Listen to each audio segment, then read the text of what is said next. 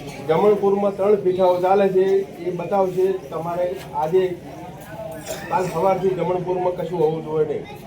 ગામમાં 3 જેટલા દારૂના અડ્ડા ચાલે છે।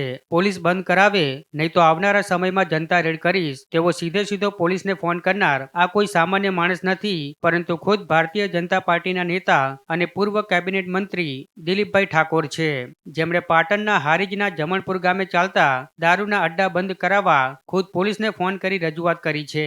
આમ રાજ્યમાં ક્યાંય દારૂ વેચાતો નથી તેવા દાવાઓ વચ્ચે હારીજમાં દારૂનું દૂષણ બંધ કરાવવા ખુદ ભાજપ નેતા મેદાનમાં આવ્યા છે। ઠાકોર સમાજના આગેવાનો અને ગ્રામજનોની હાજરીમાં પૂર્વ મંત્રી દિલીપભાઈ ઠાકોરે પોલીસને કોલ કરી જમણપુરમાં ચાલતા 3 દારૂના અડ્ડા બંધ કરાવવા રજૂઆત કરી છે। સાથે જ જો આગામી સમયમાં રજૂઆત બાદ પણ પોલીસ દારૂના અડ્ડાઓ બંધ નહીં કરાવે તો જનતા રેડ કરીશ તેવી ચીમકી પણ ઉચ્ચારી છે। જમણપુરમાં 3 પીઠાઓ ચાલે છે એ બતાવશે તમારે આજે કાલ સવારથી જમણપુરમાં કશું હોવું જોઈએ નહીં। કે હું જનતા રેડ કરીશ ને પછી તમારે હું બતાવીને કાલ આજથી જ પતાવી નાખો। જમણપુરમાં કશું દવા કરવા ના મળવો જોઈએ।